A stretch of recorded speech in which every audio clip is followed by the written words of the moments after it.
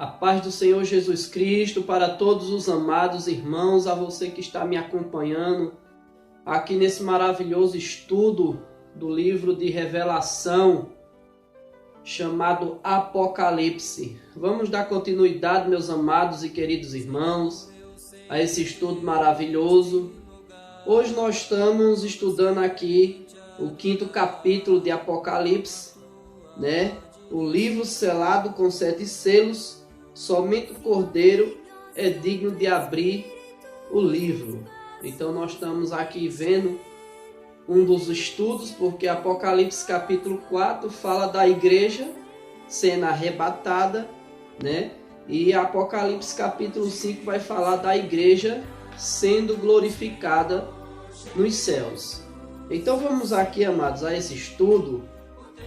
No capítulo 5 de Apocalipse diz assim: E vi na destra do que estava assentado sobre o trono um livro escrito por dentro e por fora, selado com os 7 selos.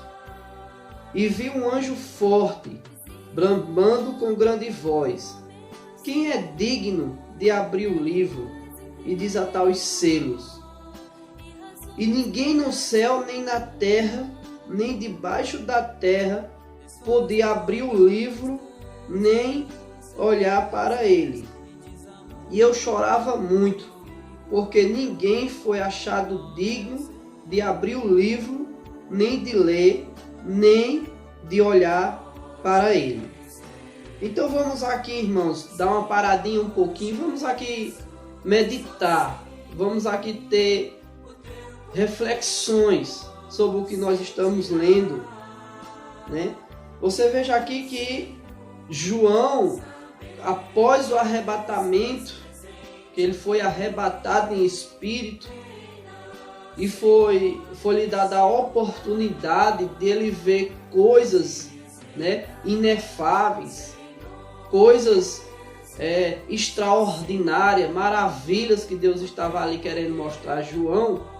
João ele se depara com essa bela visão que o Senhor dá a ele, e ele está dizendo aqui que ele vê, né, um assentado no trono, e na sua destra, ou seja, na sua mão direita, que é a mão de força, né, a mão direita, a sua destra é a mão direita que representa a mão de força de Deus. Ou seja, tinha um livro escrito por dentro e por fora, né? Selado com 7 selos. Significando o que, meus irmãos? Significando, esse livro selado está significando que o que Deus projetou está projetado, né? O que está programado para acontecer vai acontecer, está selado, né? Nem vai ser aumentado, nem vai ser diminuído. Tudo que o Senhor mostrou a João vai ser cumprido, né? Vai acontecer. Passa o céu, vai passar a terra, mas a palavra do Senhor, ela tem que se concretizar, tem que se cumprir. Então você veja que João, ele vê um anjo forte bramando com grande voz. Quem é digno, né, de abrir o livro e olhar para ele, né? E eu chorava muito. João está dizendo aqui que chorava muito, porque ninguém foi achado digno de abrir o livro, nem de olhar para ele, nem de ler, nem de olhar para ele. Que coisa interessante, irmão, João está vendo aqui. Que coisa extraordinária João está vendo aqui. Ele começa a chorar, porque não tinha ninguém, irmãos, né? E quando a gente pensa assim, não havia ninguém entre os 24 anciões, entre os 4 seres viventes, né? Entre os querubins, entre os serafins, entre os anjos, não havia um. Não havia um. Em cima no céu, nem embaixo na terra, não tinha ninguém digno de abrir o livro, digno de desatar o selo, digno de olhar para ele, digno de ler. Então não tinha ninguém digno nem apenas de tocar, irmãos. Veja que livro maravilhoso é este. Veja o poder, né, que esse livro tem. Então você observa aqui que no versículo 5 disse um dos anciões: não chores, ou seja, palavra de conforto. Não chores, eis aqui o leão da tribo de Judá, a raiz de Davi, que venceu para abrir o livro e desatar os selos. Tá entendendo, meu irmão? Tá? Você tá vendo aqui que ninguém foi digno de abrir o livro, nem em cima no céu, nem aqui embaixo na terra, ninguém era digno. Por quê? Porque somente o Senhor Jesus Cristo, o Filho unigênito de Deus, só Ele é quem tem esse privilégio, esse direito de abrir esse livro, de desatar esse selo, de ler esse livro, de tocar nesse livro. Só o Senhor Jesus, que derramou o seu sangue carmesim, o seu sangue puro. Eu não vejo nenhum outro pagando um preço como o Senhor Jesus, ele pagou, né? E por este motivo, por este sofrimento, Jesus aqui, ele é digno de abrir esse livro. Ele é digno de abrir esse livro. Agora vamos aqui para o versículo de número 6. E olhei, e eis que estava no meio do trono 4 animais viventes, e entre os anciões um cordeiro, como havido sido morto, e tinha 7 pontas e 7 olhos, que são os 7 espíritos enviados a toda terra.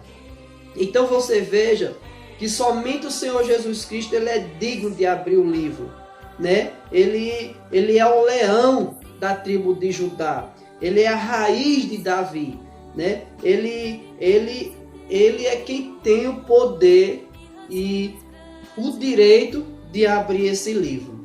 Então, quando diz que ele é o leão da tribo de Judá, é porque, na verdade, existe uma promessa que Jesus é da descendência, né, de Judá. Jesus aqui, ele é a raiz de Davi, ou seja, ele é dos descendentes de Davi.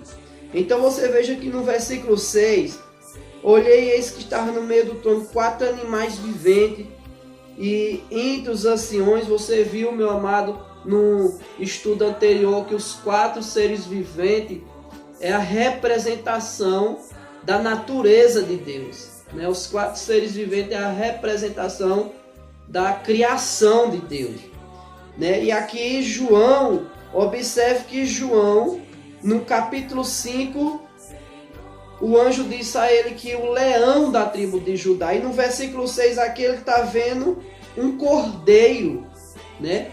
Porque João está tendo essa visão que um leão da tribo de Judá, Jesus é o representado, o leão da tribo de Judá. E no versículo 6, João está vendo um cordeiro, né? O cordeiro que havendo sido morto. Aqui está falando do sacrifício de Jesus. Está falando que ele, como disse o profeta Isaías no capítulo 50 e 53, que ele foi levado para o matador como cordeiro, ele não abriu a sua boca, ele levou sobre si nossas dores, nossas enfermidades, né? O castigo que nos trouxe a paz estava sobre ele. Então, Jesus está falando aqui que ele veio como cordeiro, morrer por nós pecadores, depois da sua morte, né? Ele venceu a morte, ele é o leão da tribo de Judá, ele é o leão. O versículo 6 ainda diz assim, ó: o cordeiro, como havia sido morto, e tinha 7 pontas. Aqui essas 7 pontas representam a perfeita sabedoria de Deus, né? E 7 olhos, que são os 7 espíritos de Deus enviados por toda a terra. No versículo 7, e veio e tomou o livro da destra do que estava assentado no trono, né? Então esse cordeiro veio, que é o próprio Senhor Jesus Cristo, que tomou o livro da mão daquele que estava assentado no seu alto e sublime trono, que é o próprio Deus, né? E o versículo 8 diz assim, ó: E havendo tomado o livro, os 4 animais e os 24 anciões prostaram-se diante do Cordeiro, tendo eles harpas e salvas de ouro cheias de incenso, que são as orações dos santos. Amém, meu irmão? Olha o que é que Deus está falando aqui. Essas salvas cheias de orações dos santos é a representação, irmão, das nossas orações. Toda oração, meu querido, que você faz, que você está fazendo, né, de acordo com o nome bendito do Senhor Jesus Cristo, está lá na salva, está no odre de Cristo. Então as nossas orações, você veja que as nossas orações estão cheias de incenso, que são as orações dos santos. No tempo certo, meu irmão, no tempo certo, essas salvas, esses incensos, chegará à narina de Deus como incenso suave, as nossas orações. Só que Deus, ele tem um tempo para tudo. O tempo determinado para Deus fazer todas as coisas está certo, irmão, na palavra de Deus. Vamos aqui para o versículo 9. E cantava um novo cântico, dizendo: digno és de tomar o livro e de abrir os seus selos, porque foste morto, e com teu sangue compraste para Deus homens, né, de toda tribo, língua, povo, nação. E para o nosso Deus o fizestes reis, sacerdotes, e eles reinarão sobre a terra. Está entendendo, meu irmão? O poder do sangue de Jesus Cristo comprou homens, povos, de todas as tribos, línguas, de todas as nações, e nos fez reis, meus irmãos. Olha a autoridade que através do sangue de Jesus nos fez reis, nos fez sacerdotes para Deus, o seu Pai. Então veja o versículo 11. E olhei e ouvi uma voz de muitos anjos ao redor do trono, e dos animais, e dos anciões, e era o número deles milhões de milhões e milhares de milhares. Muito grande, né? O número. Versículo 12. Que com grande voz dizia. O que é que eles diziam? Digno é o Cordeiro que foi morto de receber poder, riqueza, sabedoria, força, honra, glória e ações de graça. Então, digno é o Senhor Jesus Cristo de receber poder, riqueza, sabedoria, honra e ações de graça. Através desse sacrifício que Jesus pagou na cruz do Calvário, tomando forma humana, né, se fazendo humano, ele se despojou de toda a sua glória, para que através da sua morte na cruz do Calvário, o seu sangue sendo derramado, ele nos deu o direito de se tornar reis, sacerdotes, filhos de Deus. Então ele é digno de toda honra, toda riqueza, de toda glória. Ele é digno de todo louvor. O versículo 13. E ouvi toda criatura que está no céu e na terra e debaixo da terra, e que está no mar, e todas as coisas que há, dizer ao que está sentado sobre o trono e ao Cordeiro, seja dada ações de graças, honra, glória, poder para todos sempre. Último versículo 14. E os 4 animais dizia: Amém. E os 24 anciões prostravam-se e adoravam ao que vive para todo e sempre. Amém, meus queridos? Então Jesus aqui, ele morreu, ele venceu para abrir o livro e desatar os seus selos. Ele venceu, e como prova de que ele é vencedor, queridos, ele também nos garante esta vitória para nós. Nós que servimos, nós que entregamos a nossa vida a ele. Você veja que em João 16, versículo 33, ele diz que no mundo nós teríamos aflições, né? tribulações, perseguições, mas nós devemos ter o quê? Bom ânimo, porque Ele venceu. Ele venceu. E se Ele venceu, irmãos, é porque Ele nos garante também a vitória, que nós também seremos vencedores. O que foi que o Senhor Jesus venceu? O Senhor Jesus venceu o mundo. O Senhor Jesus venceu os sacerdotes daquela época. O Senhor venceu as tentações. O Senhor venceu a humilhação. O Senhor venceu a fome. O Senhor venceu a sede. O Senhor venceu a morte, né, irmão? O Senhor, Ele foi um vencedor. E Ele também nos garante, queridos, que nós também venceremos, né? A palavra do Senhor diz: jovem, eu vos escrevi porque vocês sois o quê? Forte. E a palavra de Deus está em vós, né? E tendes vencido o quê? O maligno. Então, irmãos, vença você também. Você veja que o Senhor prometeu aqui a igreja, né? A igreja de Laodiceia. Aí, o Senhor prometeu aqui a igreja de Laodiceia no capítulo 3, versículo 21. Ao que vencer, lhe concederei que se assente comigo no meu trono, assim como eu venci e me assentei com meu Pai no seu trono. Amém, irmãos?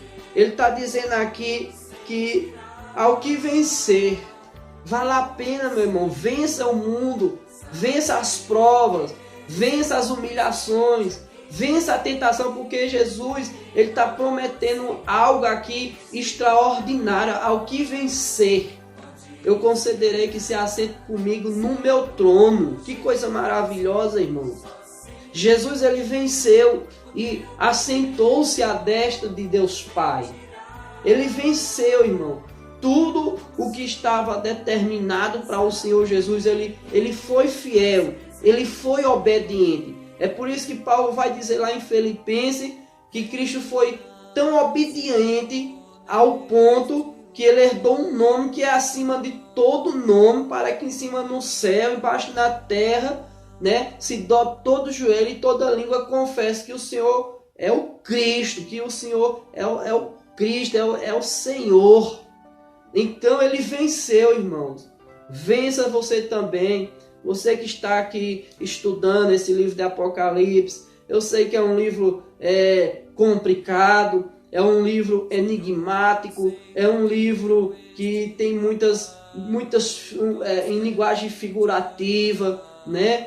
Mas, irmãos, nós estamos aqui. O meu alvo, o meu desejo nesse canal é que eu possa esclarecer um pouco que eu sei do livro de Apocalipse, o que eu sei passar para você, para que você venha acompanhar esses estudos aqui comigo. Louvado seja o nome do Senhor Jesus. Então, o Senhor Jesus está fazendo uma promessa: ao que vencer, eu concederei que se assente comigo no meu trono, assim como eu venci e me assentei com meu Pai no seu trono. Então existe promessa, existe galardão, queridos. Seja fiel até a morte, o Senhor Jesus está falando, e dar-te-ei a coroa da vida. Vale a pena, meus irmãos. Você veja que o Senhor Jesus, Ele venceu tudo isso. Ele foi vitorioso. E a palavra do Senhor nos garante que Ele também nos dá a vitória. Paulo não falou isto lá em 1 Coríntios, mas graças a Deus que o Senhor nos dá a vitória pelo nome do Senhor Jesus Cristo. O Senhor nos dá a vitória, irmão. Então, em Cristo Jesus, você é mais do que vencedor. Levante esta sua cabeça. Não se desanime. Não desanime, não olhe para a direita, não olhe para a esquerda. Jesus está voltando para buscar a sua igreja, né? Enquanto o diabo está preparando o mundo para o reinado do anticristo, creio eu que o Espírito Santo está preparando o seu povo para o dia do arrebatamento. Então está perto este grande dia. Você que está afastado dos caminhos do Senhor, você volte agora mesmo, se reconcilie, seja fiel à sua liderança, ao seu pastor, que você possa voltar agora mesmo, fazer como aquele filho pródigo, voltar e dizer: Pai, eu pequei contra o Senhor, pequei contra o céu, pequei diante de ti, já não sou digno de ser chamado teu filho. Mas eu tenho certeza que Deus, ele te aceita como filho. Tenho certeza, querido, que o Senhor ele vai te receber, vai voltar a dar o teu talento, vai voltar a dar o teu dom novamente, né? Fica com esse estudo e que Deus te abençoe e que assim nós fiquemos o aguardo, né, do próximo vídeo que eu vou estar falando aqui de Apocalipse capítulo 6, que vai entrar uma nova parte, né, uma nova dimensão. Vai entrar o capítulo 6 até o capítulo de número 18, que fala aqui da grande tribulação. A grande tribulação, né? Então que Deus te abençoe e fica na paz do Senhor Jesus Cristo.